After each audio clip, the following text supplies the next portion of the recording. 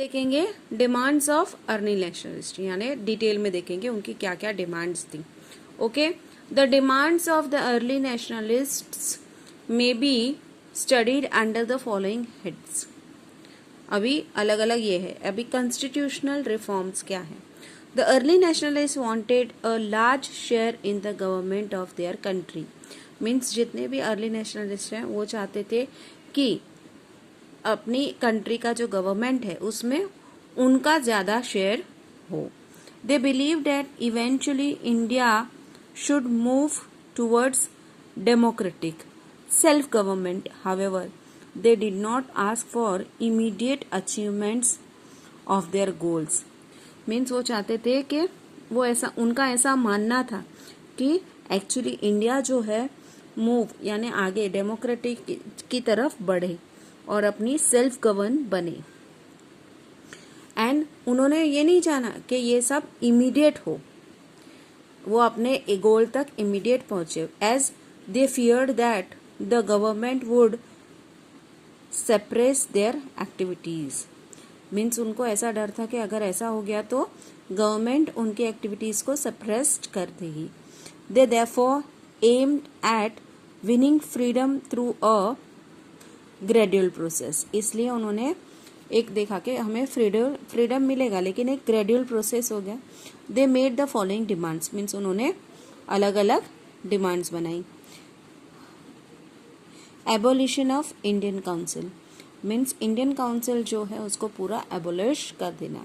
Second है expansion of legislative council and legislative assembly both at the centre and in the province. यानी legislative council और legislative assembly उसका expansion हो दोनों पे, at a centre and at a province, दोनों ही उसमें उसके एक्सपांशंस हो.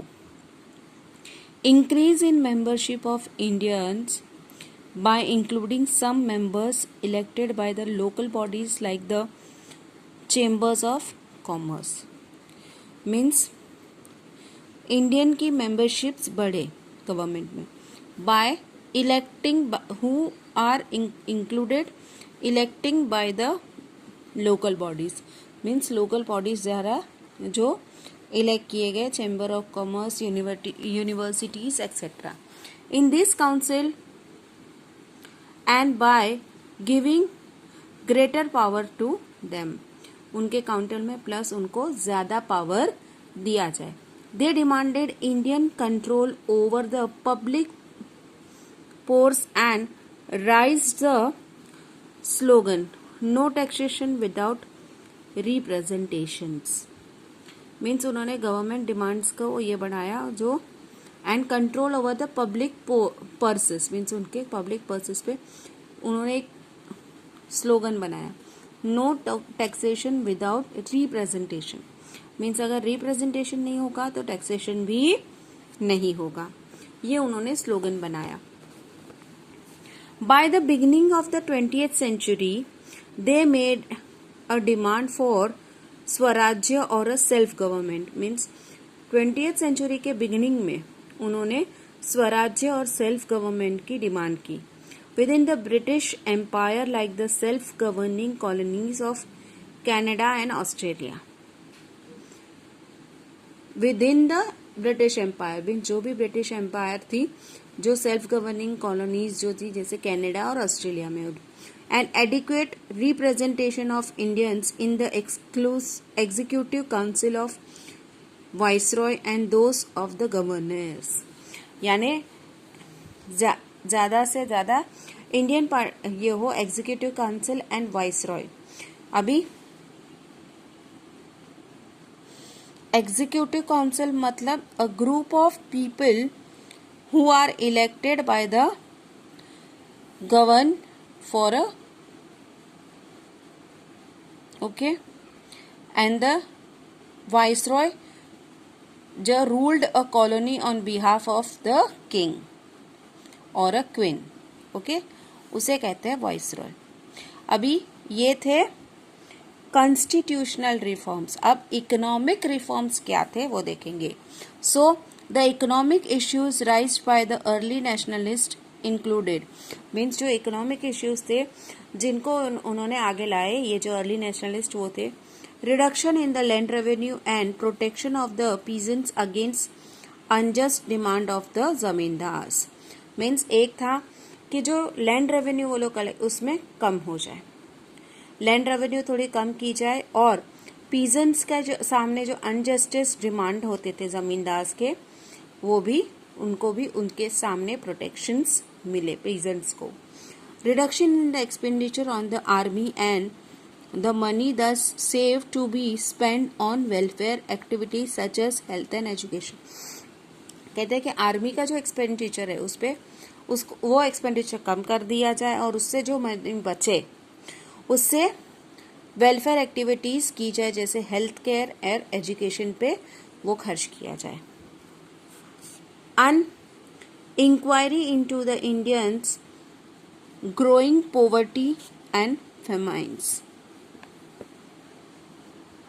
और जो भी पॉवर्टी बढ़ रही है या फेमाइंस वगैरह आ रहे हैं उसके लिए उसके सामने एक इंक्वायरी बिठाई जाए।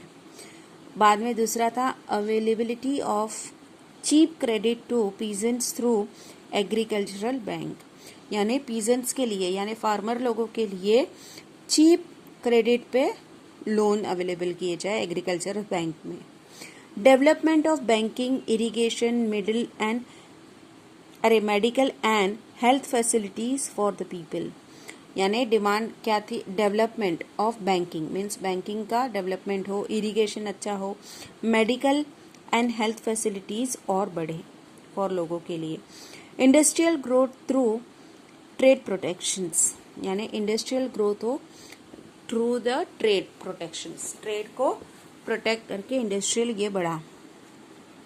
That means that a heavy tax should be imposed on a import goods, यानी जो भी इम्पोर्ट गुड्स है उस पर हैवी टैक्स लगाया जाए। And the government should give loan for the development of the iron, coal, paper and sugar industries, यानी import duties ज्यादा लगाई जाए जो भी गुड्स इम्पोर्ट किया जाता है उसको, और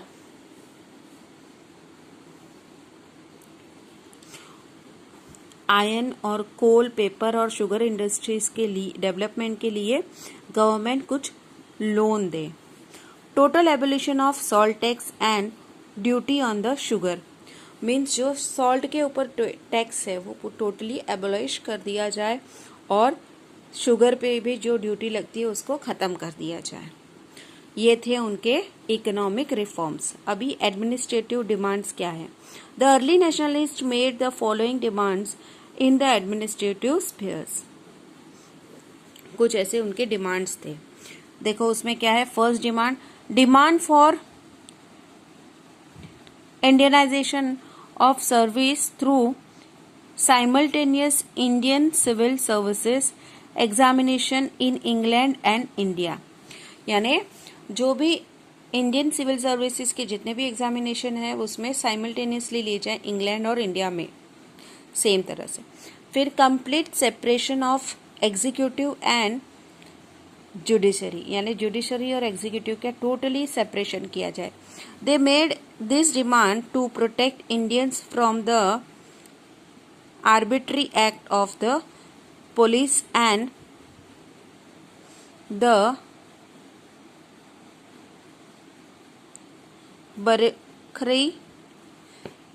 बैरिक्रेसी, यानी उन्होंने ये इसलिए डिमांड की ताकि इंडियंस को arbitrary act of police and bureaucracy से बचाया जाए, इसीलिए उन्होंने ये डिमांड रखी थी। अब आगे के इसमें और